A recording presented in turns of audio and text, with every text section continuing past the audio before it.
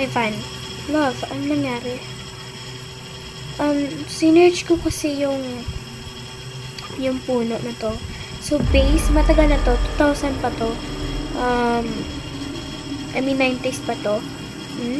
Buhay pa rin pala ang punong to. Kaya nga. And based on my research, merong pinatay na babae dito. Binitay daw siya sa punong ito. Kaya kung makikita mo may mga dugo, right? Oo. Kaya, ayun siguro mga napapanaginipan natin because of that nightmare. Okay? So, it's connected sa babaeng yun. And also, ang nakita ko sa mukha is parehas ang nakikita ko na sa panaginip ko. And also, ito yung nakakausap ko. What do you mean by that?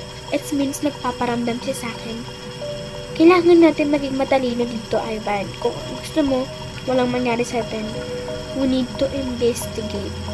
Okay? Lalo't na meron tayong mga kailangan importanteng gawin sa buhay natin. So, you should be careful. Alam ko, ikaw lang makakatulong sa akin.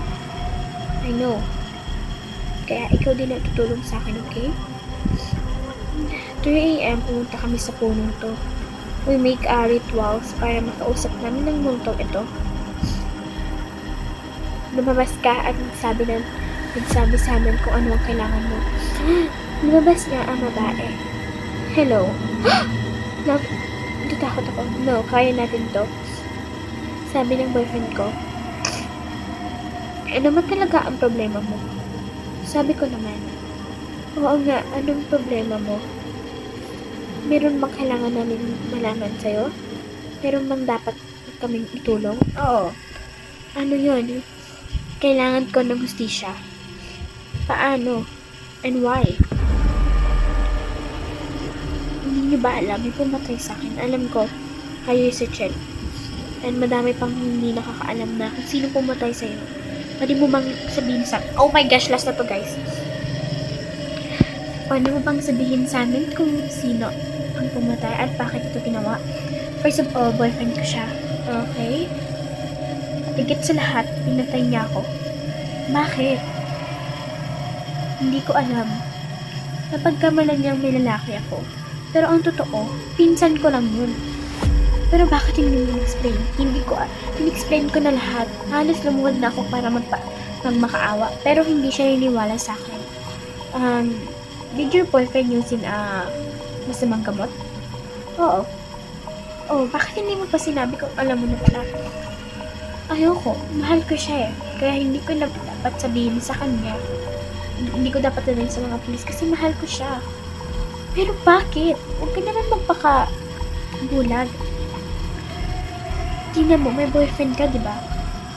Kung ikaw ba naman, mawala siya ang boyfriend mo, hindi ko kakayanin. Kahit pa ibenta ko pa yung katawan ko. What do you mean ibenta? Ibenta sa Diyos. Bakit? Kahit mamatay pa ako, hindi ko pakakawala ng boyfriend ko. Pero ngayon, alam kong bulag ako sa love. I need you guys matulungan ako para sa hustisya. Yun nga. Yun nga yun. Kaya nga, need natin magtulungan. Tell me, who is this boy? Ang name niya is Carlo. Carlo Gonzago. Okay. Saan ito nakatira? Malapit sa bahay niyo. Ha? Ha? Malapit sa bahay niyo ng boyfriend niyo. Kami ng boyfriend mo? Malapit sa bahay ng boyfriend ko? Sa dorm niya o sa bahay ng mami niya? Sa dorm niya. Okay. Wait lang, love. Bakit, love? Parang kilala ko to, si Carlo Gonzago. Tama! Best friend ko to! Oh, ano? Boyfriend mo? Kilala mo kung sino? Oo. Best friend ko to since birth. Since the birth, as in childhood friend mo to, love? Alam naman pala ng boyfriend mo kung sino to eh. Kailangan nyo nang puntahan ito bago pa ang huli. At saka gusto kong sabihin sa inyo, kapag nakita nyo na ito, kailangan nyong putulin ang punong ito. At higit sa lahat, huwag na kayong uupo dito, okay? Bakit ba? Hindi ko alam. Basta, ang boyfriend ko, pabalik-balik dito kada gabi, humihingi ng patawad. Pero hindi ko siya papatawarin hanggat hindi siya nakukulong. Pero bakit ayaw kang paupo dito? Kasi papatay ng mga boyfriend ko kung sino ang pumuupo dito. Ha? Bakit hindi naman gagawin yun? Ewan ko. Pero para sa akin, kailangan niyo maging safe. So puntahan niyo na siya. Ngayon na. Dalian niyo na. Nang pumunta na kami, nahuli na rin itong si Carlo Gonzago. Sorry, hindi ko naman sinasadya eh. Akala ko kasi nananako siya. Sorry na lang, pero kailangan makulong ka na at higit sa lahat, magbabayaran mo. Sorry. Hindi ako makapaniwala. Pinatay mo ang girlfriend mo? Sorry naman, Ivan. Hindi ko naman kasi ginawa eh. Pinatay mo ang girlfriend mo? Bakit? Hindi ko alam. Basta ayun.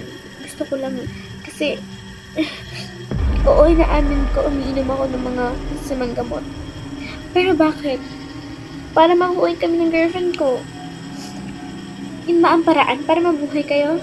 Pwede naman maghanap ka ng trabaho eh. Kami ng girlfriend ko, hirap na hirap kami sa buhay pero hindi namin ginawa yan. True. So, kailangan mo makuha ang lesson mo. So, bye. Yun lang guys. Thanks for watching.